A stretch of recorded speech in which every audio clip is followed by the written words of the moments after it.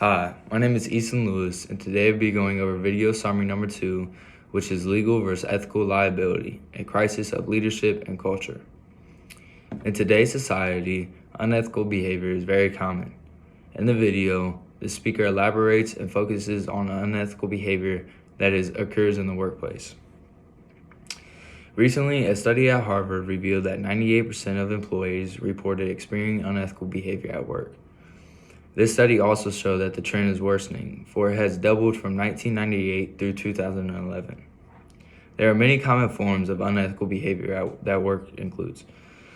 These forms include punishment in an employee's review, an employee's reputation or opportunities are limited or looked down upon, an employee being yelled at or sworn at by a boss or coworker, and employees who are threatened or forced to quote-unquote shut up. This has led to 27% of employees have reported being targeted of bullying, 72% have witnessed forms of bullying, and also 72% has defended or ratified this form of behavior.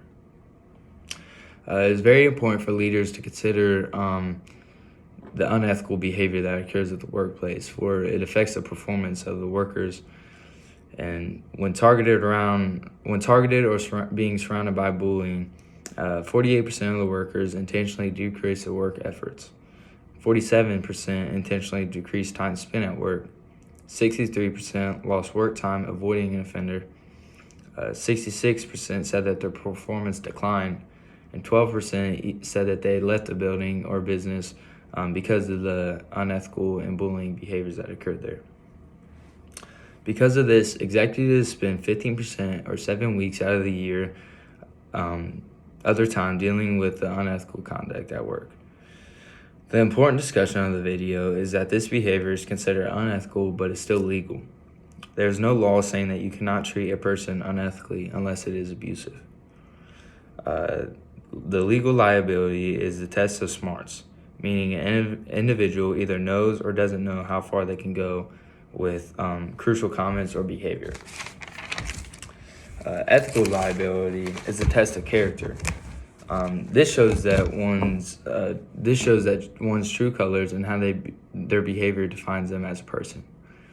In order for a business to become and maintain success, they must have a leader that possesses character. Leaders that do not contain a well-developed character about them allow unethical behaviors to continue in the workplace.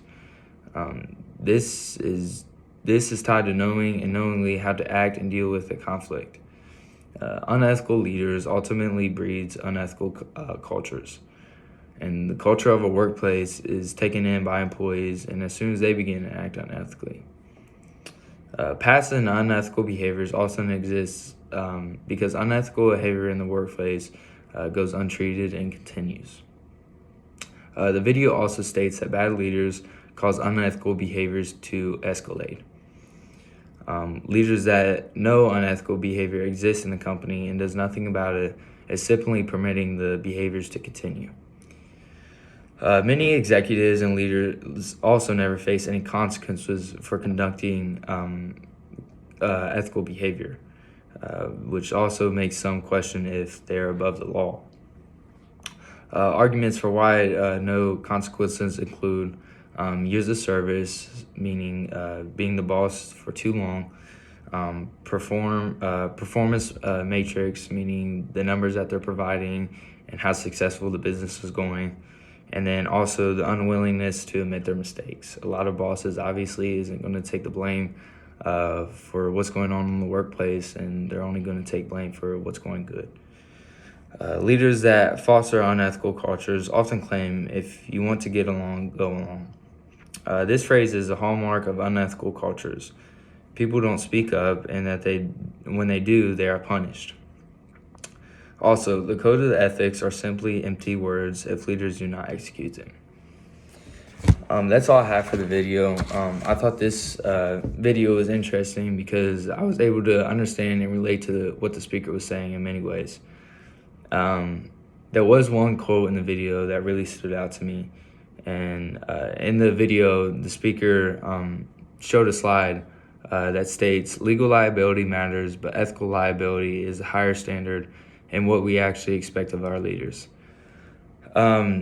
I thought this is what really related to me, and I thought was really interesting because playing basketball all my life and being competitive in sports, you look at like the leaders that are leading the best teams and as a business standpoint, looking at the leaders that lead companies and how successful these companies are. And I truly think that's because the leaders are held to higher standards. Not only do they want the better for the company, but also the employees do. And so if you're having your own employees encourage you to go further, and whether it's staying longer or later on the field or in the court or anything, and then also relating to work, staying to maybe fix a problem at work, or maybe maybe you guys are behind on paperwork or whatnot. Staying in that extra time really shows that you care about your business and you care about not only yourself but the others around you and how successful they are. And I thought this was an interesting video because in another class we were almost learning the same thing, and one thing that stood out to me as far as that video and talking about the other class was it basically comes down to what everyone's taught when they're little, is treat others the way you want to be treated. Obviously, everyone has a rough days, and obviously everyone's not feeling the best, or maybe aggravated with someone, but that doesn't give you the right to disgrade them and look down upon them. Everyone has their own issues, and maybe the person that you're talking to and disgrading is also going through something bigger than what they are at work. So adding that onto their plate, I think, is one, selfish of you, and two, it just leads to even more problems because they're not going to focus on their work and getting what's needs to be done at hand. They're going to be worried about what you said and how they're treated. And there's also just being ethical, being a well-developed and making decisions based off your ethics, I thought is really important. When I was a kid, I remember my mom went to the gas station one time, and she paid with like $10, and for some reason the clerk gave her back $100 bills and change. And my mom walked out, and when she got to the car, she realized that the clerk had made a mistake and given her way too much change back. And instead of keeping it like she could have, and it wouldn't have been breaking any laws, it simply just would have been the clerk's mistake, and they would have had to live with it. My mom walked back in, and she gave back the clerk the money and got her correct amount of change. And I'm a true believer in good karma, and obviously you're going to be rewarded for treating people properly. And later that week, my mom was given a huge bonus from her work. So I don't know if people being believers in Christ, I thought that that was just something that was really cool to see, because, I mean, I think that you'll always be rewarded for treating people the proper way. So learn about that video and learn about ethics and tied to legally and how people think about that, I thought was really interesting. Thank you.